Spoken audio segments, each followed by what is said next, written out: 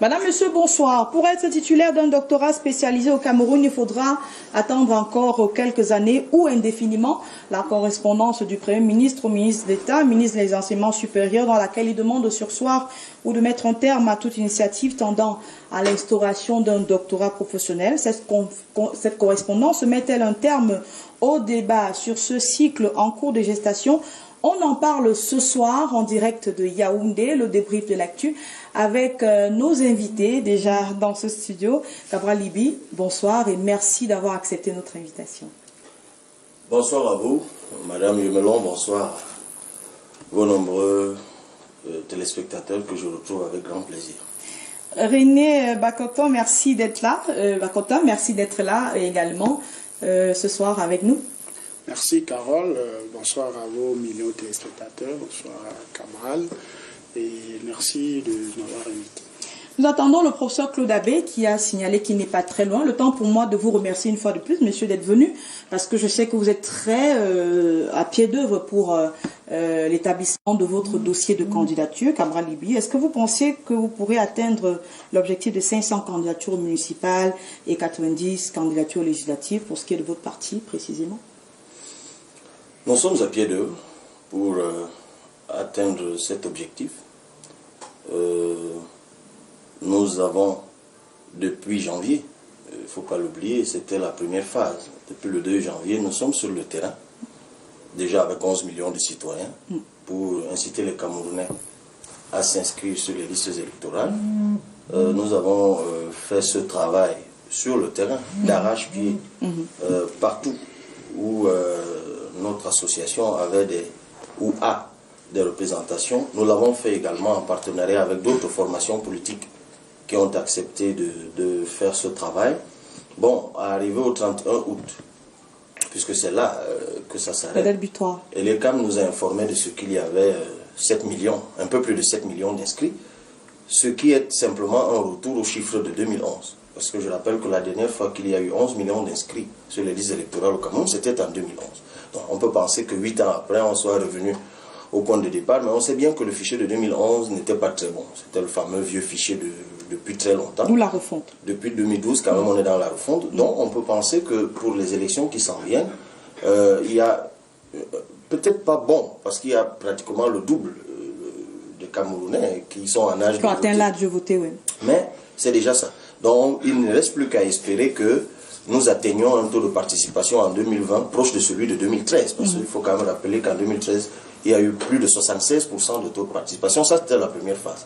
La deuxième phase consiste maintenant à inciter les Camerounais à être candidats. Et nos cibles, vous les connaissez, sont principalement les jeunes, les femmes. Il faut aller aux élections. J'ai aujourd'hui, modestement, la prétention de dire que je suis l'exemple de celui qui n'a pas attendu que soient réunies je ne sais quelles conditions pour y aller, notamment à l'élection présidentielle. Les jeunes Camerounais, ils sont brillants, et d'ailleurs je suis heureux que ce matin on ait participé aux côtés de la présidente du Conseil national de la jeunesse, qui sera invité du journal de Canal 2 dans quelques instants. René Bonono est là, on y était avec le président du PULS, enfin le secrétaire, le premier secrétaire du PULS, M. Matomba. Nous disons aux Camerounais, allez-y. Vous avez des idées, vous avez une vision, partagez-la. Allons à l'assaut des communes, allons à l'assaut du Parlement. Nous nous sommes fixés des objectifs. Vraiment, dites-moi, Madame Yumelon, en quoi est-ce dangereux d'être candidat? Pourquoi les Camerounais sont devenus si réticents à y aller? Alors nous les incitons à y aller. Donc depuis que j'ai pris la tête du Parti camerounais pour la réconciliation nationale, nous avons travaillé à implanter le parti un peu partout. Et partout où notre parti est implanté, nous sommes en train de travailler à faire participer des personnes comme candidats. Maintenant, vous connaissez les tracasseries qu'il y a sur le terrain, si vous permettez que vous en venez, je reviens à vous tout de suite là-dessus, parce que René Bonomo en parlait, c'est difficile de constituer son dossier de candidature. Vous me disiez tout à l'heure, vous avez failli arriver en retard sur ce plateau, parce que c'est un parcours de combattant que de faire. Qu'est-ce qui est difficile en termes d'établissement des pièces? Alors, plusieurs choses.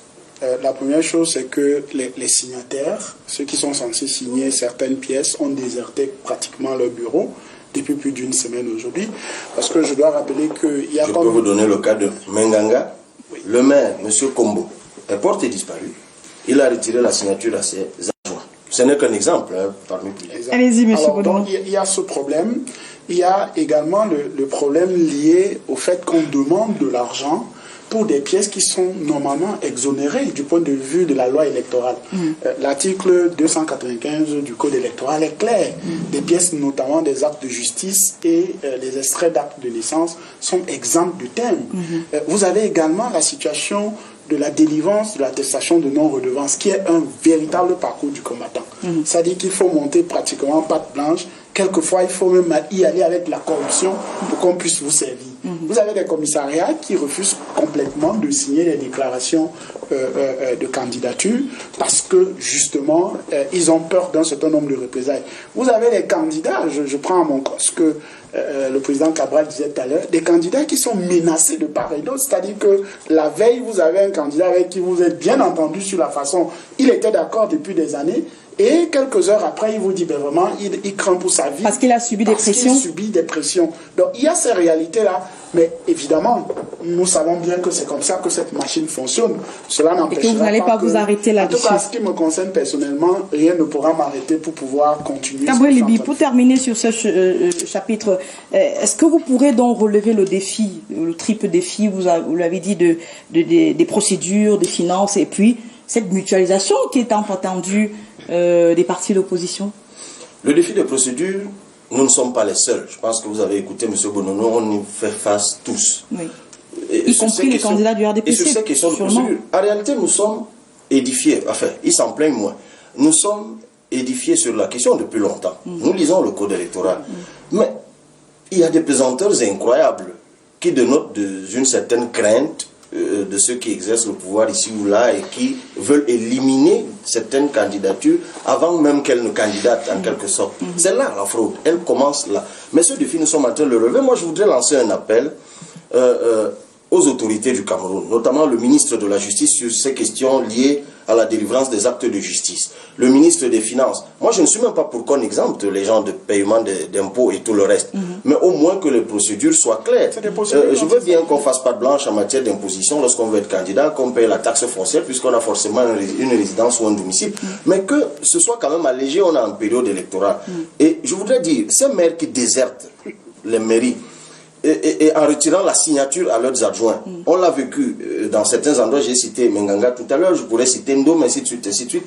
S'il vous plaît, allez au travail et délivrer. Mais est-ce qu'on ne peut pas contourner ces maires? Il n'y a que l'extrait d'acte de naissance qui est fait dans les mairies. Mais si vous n'avez ailleurs, non? Mais où alors? Vous devez faire l'extrait de l'acte dans la commune où vous êtes né. Donc il n'y a que le maire ou ses adjoints de la commune où vous êtes né qui peut vous délivrer ce document. S'il n'est pas là, vous ne pouvez pas. Pas de sous-préfet? Maintenant, non, le sous-préfet c'est pour d'autres documents liés aux attestations de domicile et autres. Maintenant, vous avez parlé également du défi des finances. C'est un gros problème, notamment sur la question du paiement et du redressement lié à la taxe foncière à certains endroits. Mais si vous permettez, moi, je vais vous annoncer ici que nous avons lancé une fois de plus un fundraising du soutien citoyen aux candidats de la réconciliation. Je précise bien que les candidats de la réconciliation ne sont pas les candidats d'un parti politique. Et ça fait le lien avec la mutualisation. Et ça se fait sous la bannière de 11 millions de citoyens. Donc à ceux qui sont en train de nous regarder, si vous permettez, j'ai envie de leur dire, mais je profite aussi de votre plateau pour leur dire qu'il faut aider. Mais, Madame Yemelon, j'insiste là-dessus. Qu'on arrête de faire croire aux gens, et c'est pour cela que ça rebute beaucoup de jeunes, que pour faire la politique, il faut être absolument riche. Je rappelle encore que lorsque... 1 million pour payer ça, si 1 million de personnes vous donnent 1000 francs, vous avez 1 milliard de francs CFA. 1 million de personnes, c'est à peine le tiers de la population. Mais c'est 1 million de personnes, Cabral, qui vous demanderont des comptes après sur comment vous avez utilisé cet argent. Mais parce que moi, justement, j'ai bénéficié de cela à la présidentielle, que j'ai été le seul à rendre public mes comptes de campagne, à rendre public tous les montants que j'ai reçus et comment je les ai reçus et comment je les ai dépensés, même si on m'a fait le procès par endroit de l'achat des vestes et autres. Mais au moins, on sait que je les ai achetés. Mais il y a un devoir de transparence. Donc moi, j'ai envie de dire, vous qui êtes sur MTN, je ne fais pas leur publicité, mais vous allez sur des réseaux téléphoniques, d'envoi d'argent, oui, mais de toute façon, notre numéro, du mobile money. Je donne le numéro pour un des opérateurs MTN, pour ne pas le citer, c'est le 650 66 86 59. Vous communiquez assez dessus sur vos pages Facebook. Je suis sûr que les autres laissez-moi juste très bien. achever, Merci beaucoup. Vous plaît, sur Orange, 160 447 pour l'achat de services, et vous pouvez aider 11 millions de citoyens pour les candidatures de la réconciliation. C'est compris. On part à ce fait, on parle de ce fait du jour, si vous le voulez bien, maintenant, qui nous conduit dans les universités, notamment les universités publiques. On a parlé de doctorat professionnel. Cabral Libye, faisons le point sur ce doctorat. C'est quoi d'abord un doctorat? Qu'on soit tous d'accord sur la compréhension qu'on a du fait. Mais c'est le diplôme qui est à la pyramide, au sommet de la pyramide des études universitaires. C'est le lieu de préciser que l'agrégation n'est pas un diplôme, c'est un concours que l'on passe. C'est même davantage un concours d'abord. Et puis ça donne accès à un grade, notamment le grade de maître de conférence lorsqu'on a été reçu. Donc c'est le diplôme qui est au sommet de la pyramide de la diplomation universitaire. Donc depuis les directives CEMAC, je sais plus de 2006, enfin je peux me tromper, nous avons donc un cycle universitaire à 3 étapes, si je peux le dire comme ça, ou alors on parcourt à 3 cycles. Vous avez le cycle licence, puis le cycle master et le cycle doctorat. On aurait le cycle LMD. Mais c'est pour cela qu'on parle du LMD. Étant entendu que le LMD, qui est d'inspiration d'abord nord-américaine puis nord-africaine, est cette réforme qui a été faite du système d'enseignement supérieur visant sa professionnalisation. C'est-à-dire qu'on est arrivé à la conclusion à un moment qu'on délivrait des enseignements pas trop généralistes dans les universités et qu'il fallait permettre désormais une capacitation des étudiants leur donnant droit à l'emploi immédiatement après la formation, parce qu'on s'était rendu compte que vous pouviez avoir la licence, la maîtrise, comme on appelait à l'époque, ou le master, mais être inapte à quoi que ce soit professionnellement, et que pour accéder à un corps de métier ou à un métier, il fallait à nouveau aller apprendre ce métier. Donc on a voulu anglo-saxoniser, c'est pour ça que je dis que c'est d'origine nord-américaine, anglo-saxoniser la formation de telle sorte qu'une fois que vous avez un diplôme, que vous puissiez être apte à exercer un métier. Y compris le doctorat. Est-ce que dans le cas d'espèce ou dans sa forme actuelle, est-ce que le doctorat répond aux aspirations des apprenants et de la communauté universitaire? Bon, si vous voulez, il faut dire que dans le contexte du LMD, qui est clairement organisé par une certaine réglementation, le doctorat, il y en a beaucoup dans les différentes universités d'État, même si quelquefois on peut observer que beaucoup y arrivent. Est-ce qu'il n'y a pas un seul doctorat et plusieurs filières, ou bien chaque doctorat a sa spécificité? D'après la réglementation du Cameroun, je fais référence ici à l'arrêté du ministre d'État du 29 janvier 2018 qui organise effectivement le système LMD. On parle du doctorat PhD, philosophie doctor. Et ce doctorat-là, justement, même quand vous regardez les autres tests qui accompagnent, fait effectivement référence à la recherche. Et je crois que c'est là que naît même effectivement le grand débat qu'il y a aujourd'hui par rapport au doctorat professionnel. Parce que le doctorat professionnel, en lui, à l'état actuel de la situation de la réglementation camerounaise, n'est pas encadré. Et effectivement, parce que même l'arrêté, si vous voulez, de juillet 2018, qui encadre, ou si vous voulez, qui organise l'encadrement des travaux de thèse, de doctorat et de mémoire, fait référence au doctorat philosophie doctor, qui est différent d'un doctorat professionnel, qui lui en réalité, c'est un doctorat qui vise à améliorer la pratique professionnelle, mais n'est pas destiné à contribuer à la progression dans un domaine de la science donnée, tel que cela devrait en principe l'être pour ce qui est d'un doctorat recherche. Cabral Libye, vous avez entendu parler du débat sur le non-fondement juridique de ce doctorat professionnel? Vous savez, si j'ai accepté d'en parler ce soir, c'est même parce que je voudrais inviter ceux qui s'intéressent à ce débat à aller au-delà de l'écume. C'est-à-dire qu'il faut aller en profondeur. Oui. C'est un sujet qui est au cœur du système éducatif camerounais, tout au moins dans sa version universitaire. Je me réjouis d'être en face de quelqu'un qui soutient un candidat qui, lors de l'élection présidentielle, avait fait de l'éducation. Exactement, c'est pour ça qu'ils sont là. C'est pas que le pur, c'est là. Son principal cheval de bataille. Madame Yomelon, le système LMD vise la professionnalisation. Je vais faire une réflexion plate. En licence, vous avez la licence classique et vous avez la licence professionnelles. J'espère que vous êtes au courant de la délivrance des licences professionnelles. D'ailleurs, au début, ce n'était même pas dévolu aux universités d'État. On avait concédé ça au privé. C'était uniquement le privé qui délivrait les licences professionnelles. Tout comme pendant longtemps, seuls les privés délivraient les BTS. C'est-à-dire, on avait l'impression dans ce pays à un moment que la formation publique était par trop généraliste et que seul le privé devait s'occuper des formations spécialisées. Vous avez certainement, je l'espère, vous avez certainement entendu parler du master. Vous savez très bien qu'au Cameroun, vous avez des masters classiques et des masters professionnels. Vous en avez certainement déjà entendu parler.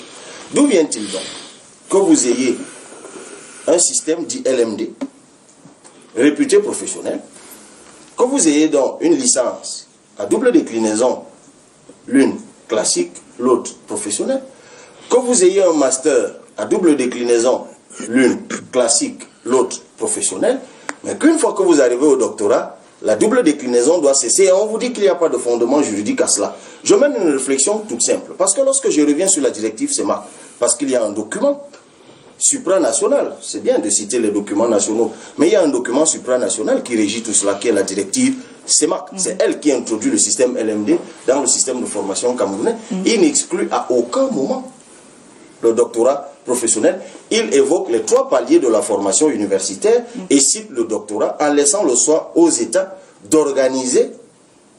Donc il y a un vide juridique. Mais c'est même pas un vide. Puisque ce n'est pas spécifié. D'abord, si vous voulez, en droit, tant qu'une chose n'est pas interdite, elle est autorisée. Mais là, ça ne s'appelle pas du droit. J'ai envie de dire que c'est une question d'amusement juridique. Ça, tout le monde le sait. Mais c'est même pas là la question, c'est même pas une question de vide. Mais moi, je voudrais encore aller en profondeur. Et c'est pour cela que ce sujet, à la fois, me passionne et cette polémique m'intrigue au plus haut point. Moi, je me rappelle quand nous étions plus jeunes, quand on sortait de l'école primaire, ceux qui allaient au CETIC, il y avait une sorte d'idée reçue comme quoi c'était les plus cancres qui allaient au CETIC et les plus brillants, après le concours d'entrée et tout, allaient à l'enseignement général.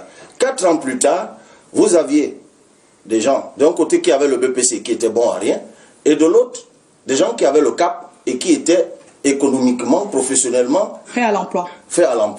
Sauf que de l'autre côté où on était bon à rien, on pouvait continuer en seconde parce que les lycées techniques étaient très rares. Beaucoup arrêtaient les études au CAP. Plus tard, on a créé des lycées techniques. Mais vous m'arrêtez quand vous voulez, parce que pour moi, c'est une question très intéressante et qui devrait, je crois, interpeller les Camerounais. Plus tard, on a créé des lycées techniques. Moi, si je vous pose une question aujourd'hui, si vous avez un bac F5, froid et climatisation, quelle est l'institution universitaire qui vous accueille le lendemain, comme les universités camerounaises accueillent tous ceux qui ont des bacs A4 et autres? Elle n'existe pas. Et c'est là le fondement de ce problème. Pourquoi l'évocation de la professionnalisation des enseignements dans ce pays, alors que tous les pays développés et industrialisés du monde ont mis un accent sur la professionnalisation? Pourquoi chez nous, chaque fois qu'il faut une avancée sur ce point, il y a des gens qui freinent des quatre fers? Merci. Professeur Claude Abbé, vous nous trouvez en plein dans le débat sur le doctorat professionnel et surtout sur la question de son fondement juridique ou non. Vous avez suivi Cabral Libye qui parle du système LMD, un système professionnel, annoncé comme professionnel, de la licence au master, mais au niveau doctorat, il n'y a pas de spécificité. Est-ce qu'il y a un vide juridique au niveau de cela qui permette qu'on puisse mettre un terme professionnel et un contenu professionnel à un doctorat? Permettez-moi d'abord, avant toute chose, de vous présenter mes excuses aussi bien que à vos nombreux téléspectateurs, parce que c'est les embouteillages dans la ville qui m'amènent à être en retard. Maintenant, la question que vous me posez, effectivement que si on s'en tient au ministère, aux directives du ministère de l'enseignement supérieur, aujourd'hui, il y a effectivement...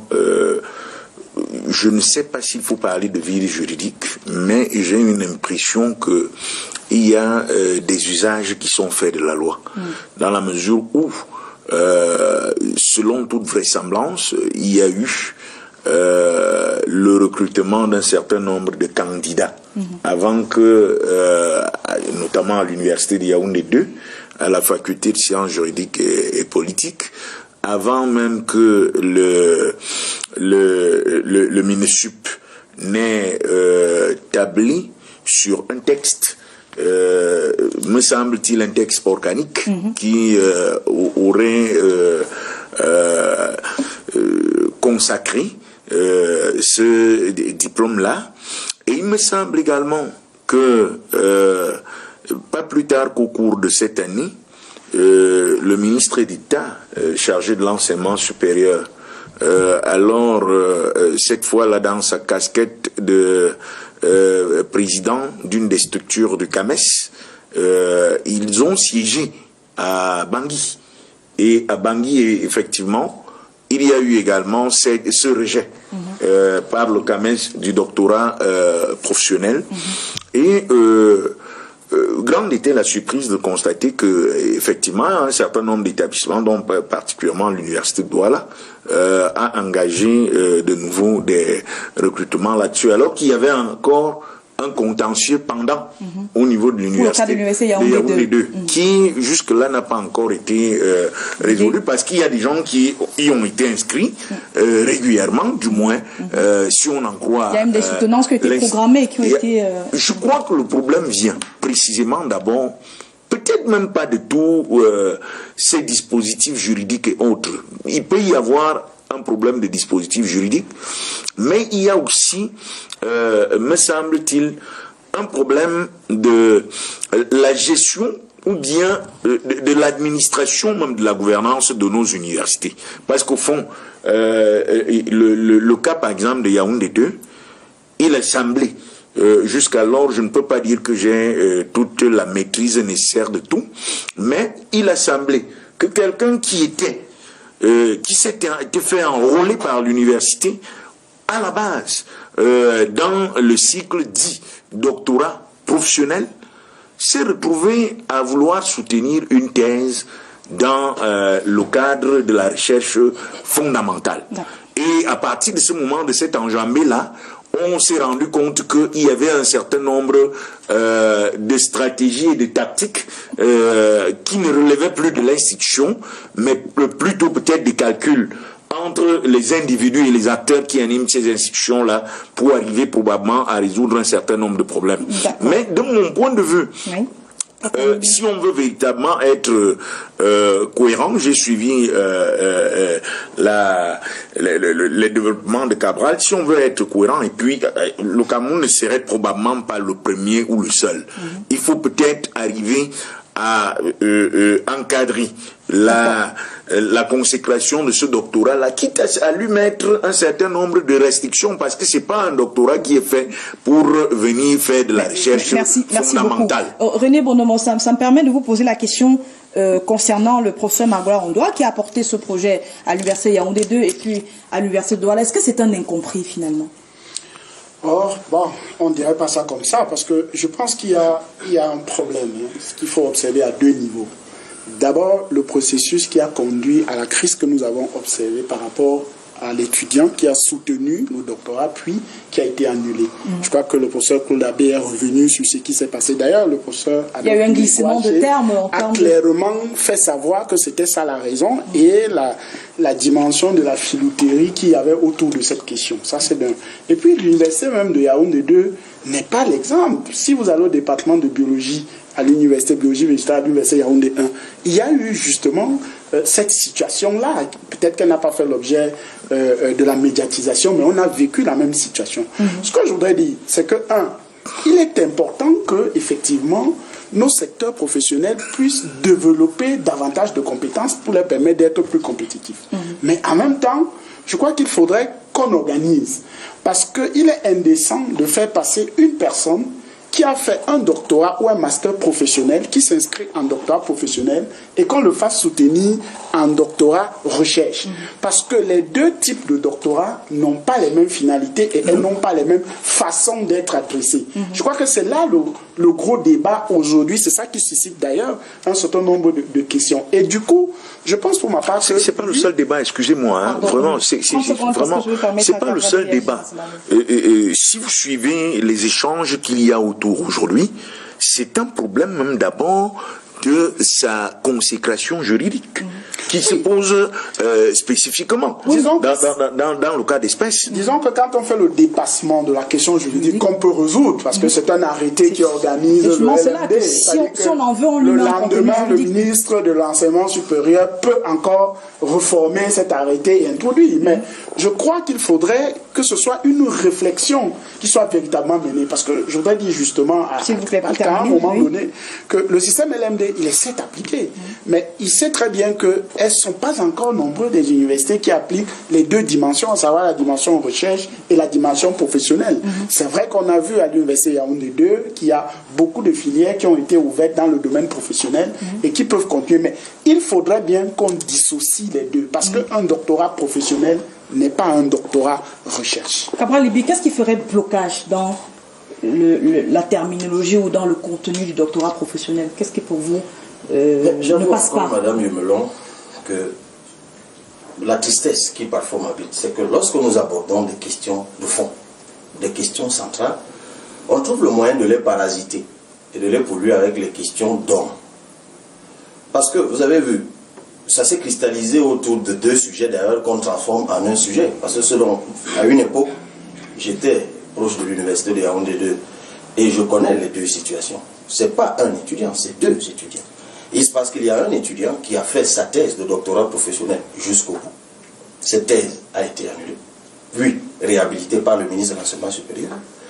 Mais c'est justement celui qui avait annulé cette thèse qui a permis à quelqu'un d'autre de soutenir une thèse classique au mépris de la volonté de celui qui l'avait admis en thèse, simplement alors qu'il avait été sélectionné en doctorat professionnel parce que celui-là lui était plus ou moins proche. Ça, c'est des débats d'hommes et c'est ça qui pollue généralement la construction des choses importantes. Quand vous dites, M. Bonono, et le prof l'a dit, que le doctorat professionnel n'est pas un doctorat recherche ou un doctorat classique, mais je préfère encore le terme, du professeur Abbé, qui parle de recherche fondamentale. Ouais. Mais à côté de la recherche fondamentale, il y a la recherche opérationnelle. Il y a la recherche opérationnelle ou la recherche expérimentale. À partir du moment où vous avez une licence fondamentale à côté d'une licence expérimentale, vous avez un master fondamental à côté d'un master expérimental, je ne vois pas pourquoi on ne peut pas avoir un doctorat fondamental à côté d'un doctorat expérimental. Ce d'autant que dans les deux cas, il s'agit de recherche. Oui. Parce que lorsque... Oui, c'est bien que vous le disiez. Pas avec les mêmes exigences quand même. Tout de même, pas avec les mêmes exigences. Mais évidemment que ça ne peut pas avoir... C'est évident, professeur. Mais est-ce que c'est parce que ça n'a pas les mêmes exigences que ça ne doit pas exister? Non, mon point de vue n'est pas celui-là, monsieur Libye. Pardon, il termine et vous répondez. Pardon, prof. Le problème, c'est quoi? C'est que chaque fois qu'on évoque la recherche expérimentale dans ce pays, chaque fois qu'on évoque, et je ne dis pas que c'est le cas sur ce plateau, c'est toujours avec un léger dédain. Et je vous dis que c'est ça le vrai problème camerounais. C'est-à-dire qu'on a l'impression, on veut chaque fois donner l'impression que c'est celui qui a fait des études générales, qui a amassé beaucoup de connaissances théoriques, il a une sorte de préséance intellectuelle sur celui qui a fait des recherches opérationnelles ou expérimentales. Je ne dis pas que c'est le cas pour vous, je dis que c'est le cas général au Cameroun. C'est pour cela que chaque fois qu'on va parler du doctorat dit professionnel, ce sera avec une sorte de dédain, en rappelant, bien que ce n'est pas les mêmes exigences, une façon de dire de façon sous-jacente que les exigences du doctorat fondamental sont de loin peut-être plus fortes. C'est sûr, c'est évident. Mais c'est justement ça le problème. C'est évident. Ceux qui acquièrent des diplômes professionnels ne sont pas en compétition avec ceux qui acquièrent des diplômes fondamentaux. Le problème est ailleurs. C'est que la société camerounaise, de quoi a-t-elle besoin? A-t-elle besoin des professionnels? Avons-nous besoin de personnes qui savent faire quelque chose? Si vous faites un master, je prends une illustration qui est beaucoup plus simple. Vous voyez où je me situe? Moi, je ne me situe pas dans des polémiques hautes. Je me situe dans la spécialisation. Le master professionnel est un master de spécialisation. Quand vous prenez un master, moi j'ai fait un DEA, ce qu'on appelle aujourd'hui master. J'ai un DEA en droit international, avec une option. Alors que si vous prenez le mémoire d'un master professionnel en droit, vous verrez master professionnel en marché public, master professionnel en contentieux fiscal, master professionnel en arbitrage des conflits. C'est-à-dire que vous avez quelqu'un qui a un master spécialisé. Donc il n'est en aucun cas inintelligible que celui qui a fait son master en arbitrage ou en contentieux fiscal puisse faire un doctorat en contentieux fiscal ou en arbitrage. C'est une question de logique. Merci. Et ce dont on a le plus besoin, c'est de personnes qui sont spécialisées, qui savent faire quelque chose. Vous parlez des spécificités dans les contenus. Oui, il y a des spécificités. Et ça, il ne faudrait pas qu'on se leurre là-dessus. Autant le candidat qui a fait un master recherche peut facilement faire du travail professionnel. Autant le gars qui a fait un master professionnel aurait beaucoup de difficultés à se retrouver dans un travail de recherche fondamental. C'est-à-dire que là-dessus, il n'y a pas de discussion à faire sur ce plan-là. Quelqu'un qui a fait un parcours recherche a des capacités parce qu'on donne pour passer de la recherche à l'opérationnel. Il y a des cours qui sont par contre, celui qui a fait pratique de oui. Permettez-moi, puisque le bonhomme qui fait, excusez-moi de parler de manière triviale comme ça, le bonhomme qui fait un master recherche, il ne fait pas que de la recherche théorique et fondamentale. Il passe nécessairement par de l'opérationnel avant d'arriver à la théorisation qui lui permet de produire du savoir fondamental. Et donc, de ce point de vue-là, il y a nécessairement pas photo entre les deux. Et dire qu'ils ne sont pas en concurrence, je ne serai pas tout à fait de cet avis-là, puisque les deux peuvent effectivement être en concurrence à partir du moment où la passerelle entre la recherche fondamentale et la recherche opérationnelle peut être faite. Ça, il peut y avoir de complémentarité et même des passerelles pour que quelqu'un qui est dans l'opérationnel. D'ailleurs, dans d'autres situations, on crée des passerelles de manière à ce que ceux qui ont fait dans l'opérationnel puissent en réalité être des gens qui, après avoir suivi un certain nombre de séminaires, ils puissent rejoindre la recherche fondamentale. Et donc, de ce point de vue, de mon point de vue, il n'y a pas fondamentalement une, comment dirais-je, une antinomie entre les deux. Ce qu'il y a lieu de faire, de mon point de vue, dans le contexte qui est celui du Cameroun. Et il ne faut pas penser un seul moment que ceux qui font de la recherche fondamentale ne font pas une professionnalisation.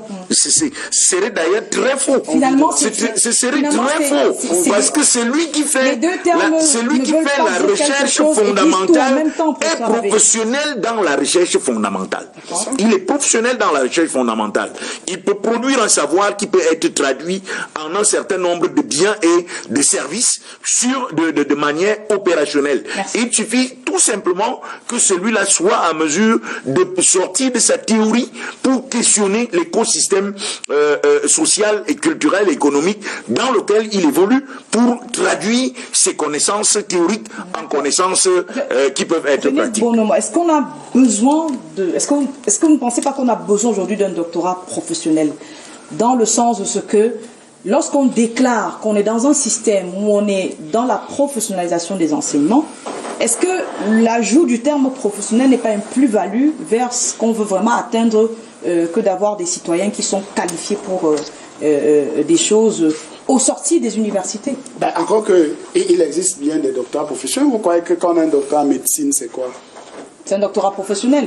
Mais si c'est donc professionnel, pourquoi les doctorats dont on parle à Yaoundé 2 et Douala pose problème? Mais je suis désolé, il y a un problème qui se passe, c'est celui justement des autres. C'est pour ça que je dis, il faut servir la situation. Oui. Nous sommes d'accord que dans un contexte de licence, master, doctorat, qu'on puisse avoir un doctorat professionnel, mais que ce soit organisé dans des règles de l'art. C'est-à-dire que quand on observe que quelqu'un s'inscrit en doctorat professionnel et qu'il se retrouve en train de soutenir un doctorat recherche, ça pose quand même un problème au niveau de la traçabilité. Peut-être c'est un cas d'exception qui fait la règle, que M. Cabral l'a bien défini, l'a bien expliqué tout à l'heure. Il faut donc s'asseoir pour analyser. Effectivement, nous avons des domaines de plus en plus. Le domaine professionnel doit évoluer au Cameroun et de ce fait, nous avons besoin des personnes qui ont un certain niveau de conception pour pouvoir mieux accompagner la transformation professionnelle.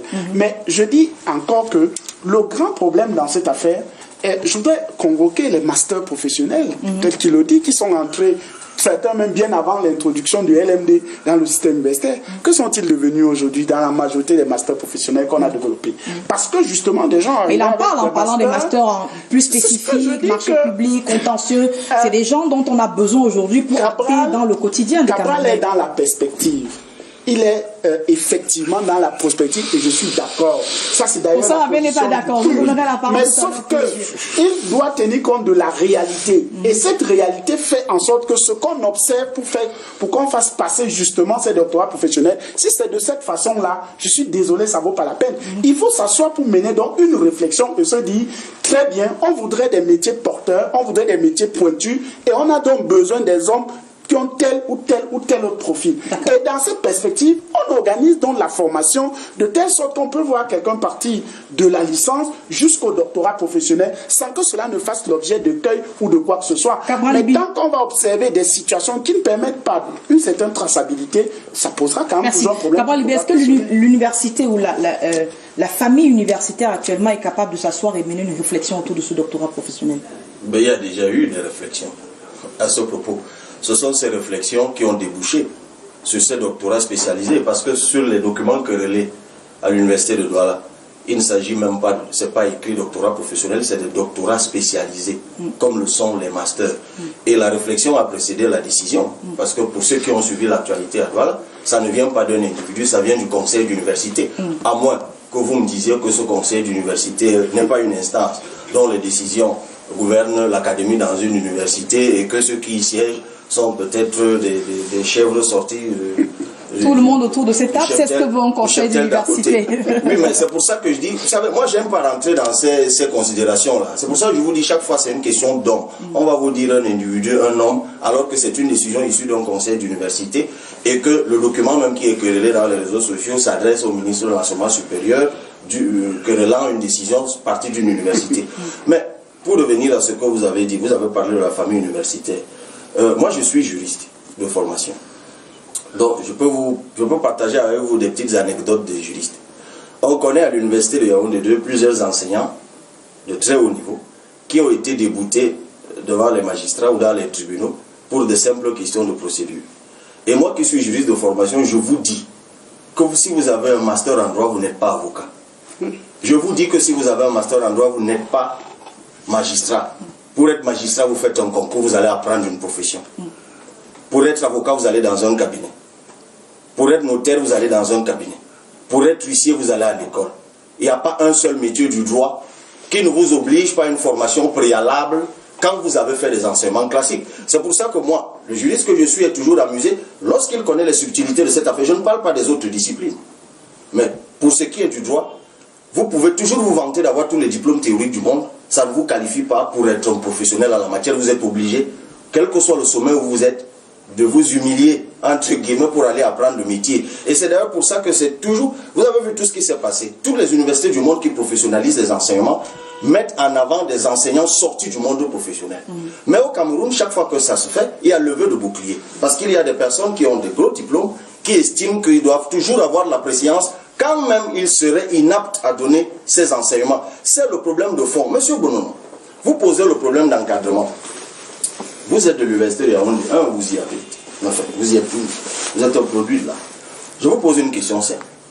Est-ce qu'il y a des masters à Yaoundé 1 ou dans d'autres universités dont la pension est au-delà de 50 000? Bien sûr. Vous dites bien sûr. Vous pouvez me dire le seul texte qui existe au Cameroun qui autorise, en dehors du décret du président de la République, qui fixe la pension dans les institutions publiques à 50 000. Vous pouvez me donner un seul texte, décret, arrêté, décision ou quoi que ce soit, qui fixe la pension à 700 000. C'est pour cela que vous avez parfois dans la même université, dans le même... le même département. La même filière, le même département, deux masters, l'un coûte 400 000, l'autre coûte 800 000, et vous ne savez pas pourquoi il y a une disparité de 400 000. Alors, ce qui pose des problèmes d'encadrement, je me serais attendu que depuis longtemps, que l'on signale ce type de documents qu'on a signé. Mais c'est ça le problème, c'est que justement, on signe des documents contre ce qui est le mieux organisé c'est-à-dire les doctorats spécialisés. Parce que justement, c'est même les mieux organisés, où tout est justifié, c'est précédé par un conseil d'université, toutes les modalités, mais lisez les documents en la matière, toutes les modalités sont là, mais c'est contre ça qu'on signe un texte. C'est pour ça que je vous dis, hélas, nous sommes dans des environnements, moi je m'intéresse à cette question, pour vous dire toute la vérité, je vais employer un gros mot, j'en ai rien à cirer que les gens s'écrivent des choses, ils se balancent des choses dans des réseaux sociaux. On est habitué à ça, quand les gens se règlent des comptes, on va instrumentaliser les médias et tout ça. Moi, l'homme politique que je suis aujourd'hui s'intéresse à cette question parce qu'il y va de l'essor même de notre tissu professionnel, de notre tissu économique. Si nous continuons à exalter, et Dieu sait que je suis un produit de la théorie, mais vraiment, je ne prétends pas être un excellent produit, mais un produit de la théorie. Et si on continue à exalter cette théorie uniquement dont on a absolument besoin, les humanités, tout ce que vous voulez. Mais vous allez dans d'autres pays. Vous voyez ce qui porte l'Allemagne. Vous voyez ce qui porte le Canada, Allemagne, où le doctorat professionnel existe. Oui. Ce qui porte le Canada, Canada, où le doctorat professionnel existe. Ce qui porte les États-Unis, États-Unis, pays où le doctorat professionnel existe. Vous arrivez dans un pays comme le Cameroun, et les gens s'arc-boutent sur un orgueil de théorie pour faire obstacle à ce qui permet la capacitation professionnelle et la capacitation spécialisée de la ressource humaine. J'en suis profondément écœuré et c'est ça qui m'amène à parler. Professeur Kodabé, est-ce que le PM, selon vous, a définitivement tranché cette question? Non, il me semble si le document qui circule dans les réseaux sociaux est authentique, il me semble qu'il demande tout simplement à mieux comprendre de quoi il est question dans ces doctorats de spécialité. Donc de mon point de vue, mais je voudrais, ce qui est beaucoup plus important au-delà de ces querelles d'hommes ou même d'acteurs qui animent le fonctionnement quotidien des universités, moi je pense de mon point de vue que quand on regarde ce que relève Cabral, à savoir que là où le développement s'en est suivi, c'était parce qu'on avait des doctorats professionnels. Autre chose, hein, non, c'est pas vrai, c'est pas vrai. Je suis désolé. Oui. C'est pas vrai. Je suis désolé parce que pour que les doctorats professionnels ils fonctionnent, il faut que la recherche fondamentale leur donne la matière. Parce que toutes les théories qui sont sur la relativité et autres qui ont débouché en termes d'application à la création et à l'inventivité ne sont pas du tout. Mais dans notre cas, on n'a que cette recherche fondamentale, on n'a pas le doctorat. Permettez-moi, moi je suis de ceux qui estiment, si vous voulez, mon point de vue en tant qu'universitaire, oui. C'est-à-dire créer des agrégations professionnelles, moi, ça ne me gêne pas du tout. Ça ne me gêne pas du tout. À partir du moment où on organise tout ceci en rapport avec les attentes dont la société a besoin. Et à ce titre-là, qu'il y ait des doctorats professionnels ou non, ce n'est pas pour moi un problème. Mais ce que j'aimerais dire, c'est qu'on n'a pas besoin d'un doctorat professionnel pour arriver à être inventif. C'est-à-dire que avec un master bien fait, du point de vue professionnel, on l'a déjà. Et que, d'un autre point de vue, ceux qui aujourd'hui reculent en face des doctorats dits professionnels, ma foi, il faudra aller voir ce qui se déroule par exemple dans tous les établissements qui sont comme l'école polytechnique. Parce qu'à Polytechnique, effectivement, on est sur un chemin qui est à cheval dans l'articulation entre la théorie. L'école des travaux publics aujourd'hui. L'école des travaux publics n'en est pas encore au niveau d'un cycle doctorat. Mais à l'école, merci pour l'information. Si cela a été fait, dites-vous bien qu'on est sur ce chemin-là.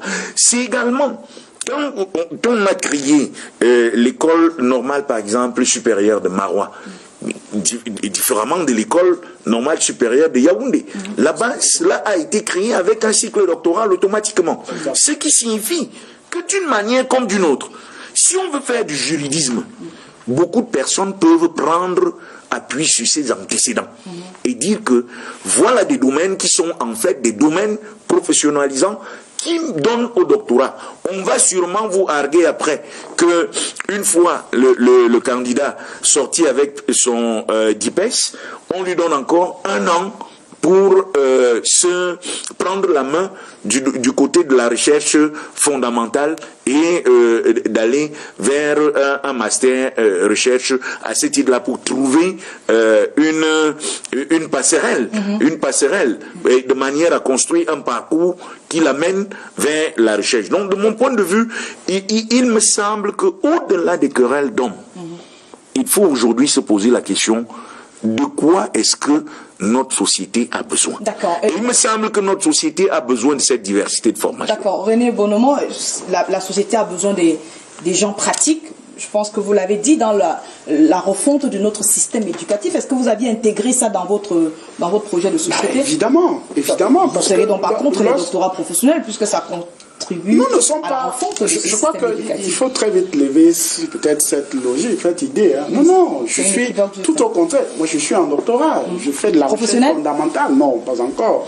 Mais ce que je voudrais dire simplement, c'est que nous avons besoin de ces personnes. Je vous ai dit tout à l'heure que quand vous appelez les médecins docteurs, c'est des doctorats professionnels parce que quand vous regardez la suite de leur formation, leur diplôme qu'ils obtiennent à la fin de leur formation là ne suffit pas pour qu'on puisse leur donner le titre de docteur au sens qu'ils peuvent même enseigner au niveau de la faculté de médecine. Non. Mais nous disons que merci, le professeur Claude Abbé l'a rappelé, l'université de Mawa, l'école normale notamment, c'est une école normale qui a été créée directement avec le cycle doctoral, contrairement à l'université, à l'école normale de Yaoundé, où dès que vous avez terminé, vous vous arrêtez là.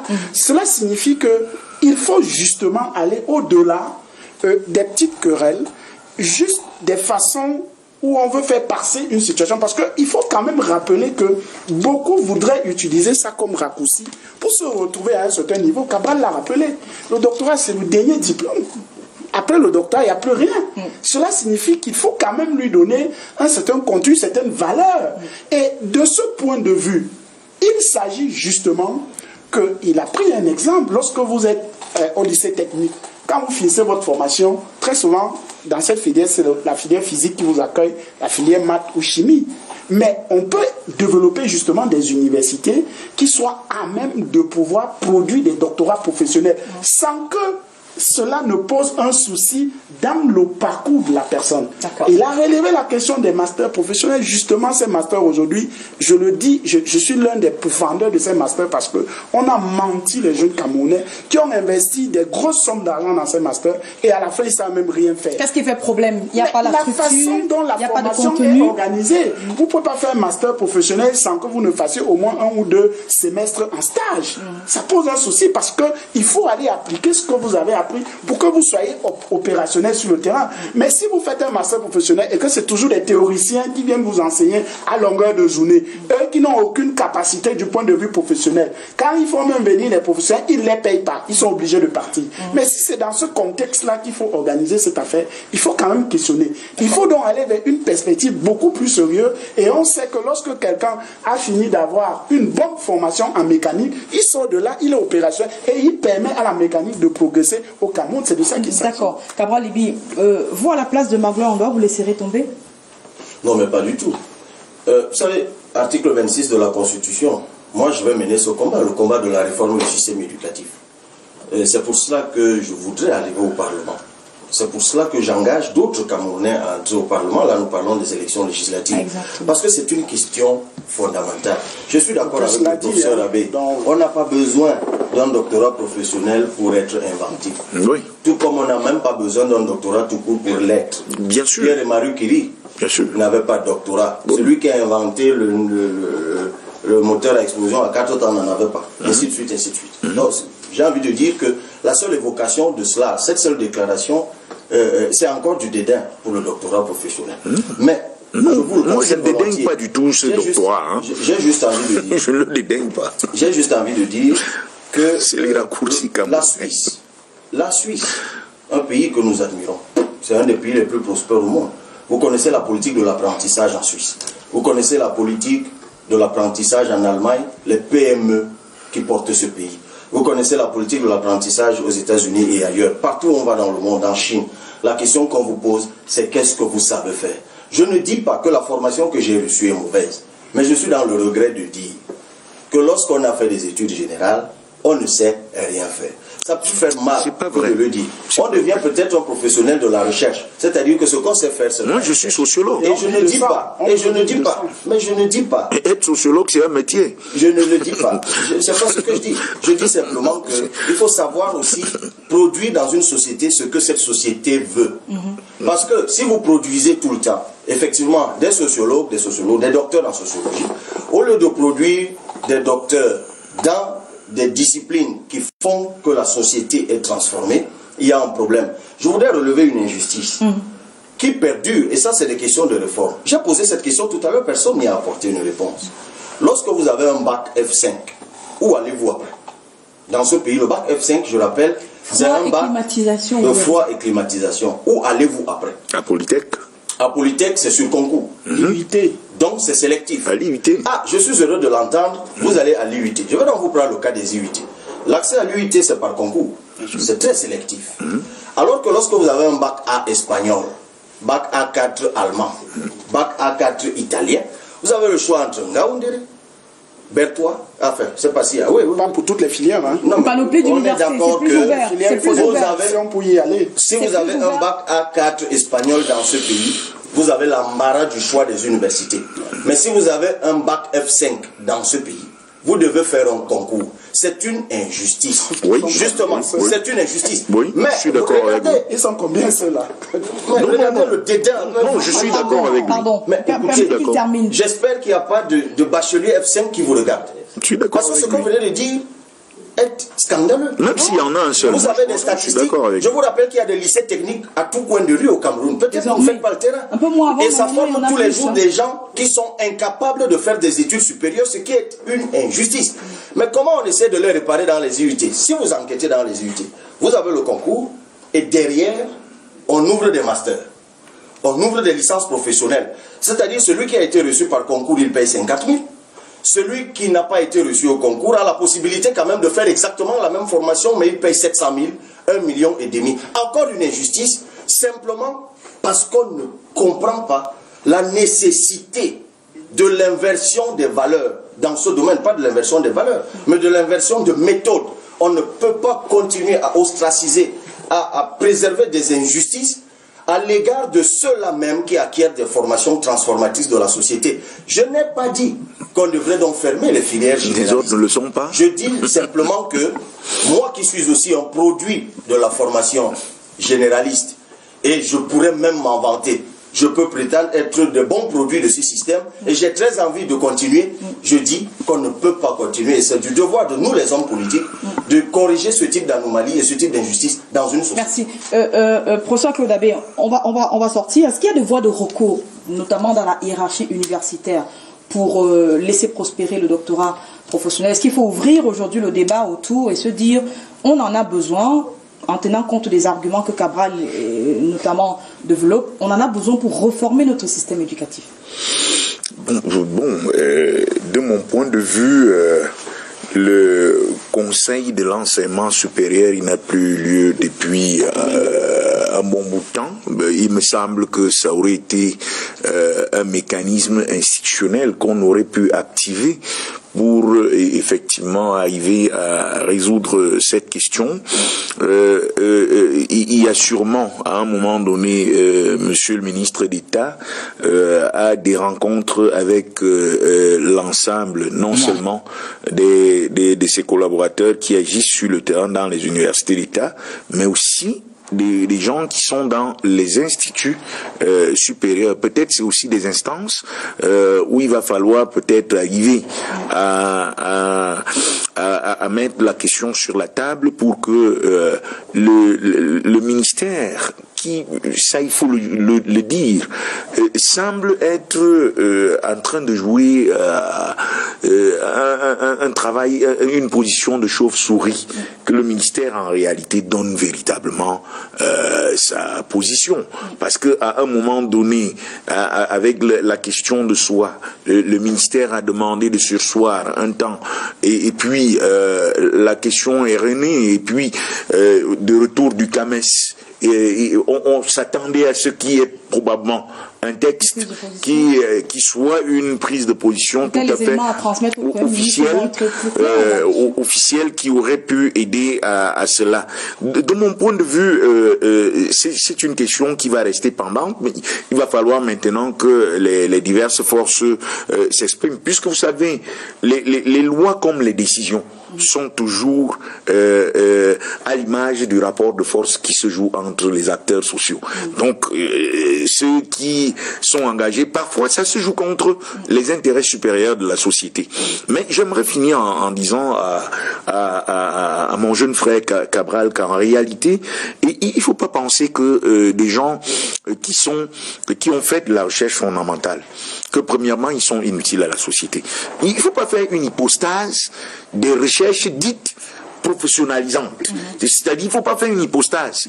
Tout dépend de la manière dont les choses ont été réalisées et de la manière dont l'étudiant lui-même s'est engagé dans sa position, parce que ça, vous avez peut-être oublié. Le LMD fait une formation auto-centrée sur l'étudiant lui-même. C'est-à-dire que l'étudiant n'est que ce qu'il veut devenir à la fin. Donc il ne faut pas faire cette hypostase-là. Il faut vous dire qu'il y a ces possibilités de créativité de part si on avait quelque chose à retenir sur ce process, ce serait quoi? Vous avez parlé de la réforme du système éducatif, mais est-ce que vous porterez ce type de combat au Parlement? Bien sûr, vraiment 30 secondes, je dis qu'il faut aller vers le doctorat professionnel, mais que ce doctorat professionnel ne soit pas l'objet d'un raccourci pour certains. Cela signifie qu'à un moment donné, que la la société camerounaise, que ça puisse être créé. Je suis d'accord qu'un étudiant un élève qui sort du lycée technique puisse avoir la possibilité d'aller dans une université. Je suis très d'accord là-dessus. Mais en même temps, pendant qu'on veut résoudre ce problème, il ne faudrait pas que certains profitent justement pour se glisser et se hisser à des positions qu'en réalité... En toute imposture. En toute imposture. D'accord. Cabral Libye, vous porterez ce type de combat pour que le système change fondamentalement? D'abord, puisque nous allons à la fin de l'émission, je voulais une fois encore interpeller et les élus locaux et les administratifs qui se constituent en obstacle dans la constitution des dossiers de candidature. Ces maires qui ont disparu, je leur demande de regagner leur bureau. Ces administratifs qui alourdissent les procédures pour empêcher les candidatures des Camerounais, je leur demande de rentrer dans leur bureau, tout comme j'interpelle le peuple à accompagner une fois de plus, avec un peu de leur fortune, les candidatures de la réconciliation. J'achève simplement en disant que si la réforme de 2006 a eu lieu, celle appelant à la professionnalisation, c'est que la professionnalisation s'est imposée à un moment comme une nécessité. Ce qui ne voulait pas dire que la recherche, ou plutôt l'enseignement par trop généraliste qui a existé jusque-là, a été inutile. Il ne me semble pas, mais si je l'ai dit, je corrige le propos, j'ai jamais prétendu que ceux qui ne font que la recherche fondamentales et autres sont inutiles à la société. Mais ce serait même une hérésie que de le dire. Je dis en revanche que ce qui s'est imposé à un moment en 2006, au point de commander une réforme de la CEMAC, au point de commander une réforme, d'ailleurs aujourd'hui, ce n'est pas propre à la CEMAC. Non, nous avons voulu nous arrimer au protocole de Bologne. 30 secondes, on va terminer. C'est tout. Il faut donc qu'on implémente le protocole de Bologne. C'est tout. Nous avons juste voulu. C'est pas parti du Cameroun. Mais le processus de Bologne lui-même part de l'Amérique du Nord. Mais c'est pas parti du Cameroun. Mais je dis encore que, sauf si vous remettez en cause la professionnalisation, mais moi je partage l'idée de la réforme de 2006, l'idée du LMD, que ce soit parti de Bologne ou d'ailleurs, tout comme les habits que nous portons sont partis de quelque part. Je pense que ce qui s'impose comme nécessité, on ne regarde pas d'où c'est parti, on regarde si c'est adapté à notre société. Et s'il y a un besoin qui est cruel de mon point de vue, c'est celui de la professionnalisation. Merci, messieurs. C'est celui de l'apprentissage dans notre système éducatif. Merci beaucoup. Merci à vous d'être venus. La pub tout de suite et puis après le journal de Mekati Moukouri, Armand Guefak ici à Yaoundé. Merci d'être venus pour parler de ce sujet dans l'air du temps, dans l'actualité. Et nous vous revenons demain avec d'autres sujets à débriefer. Bonsoir et merci de rester sur Canal 2 International.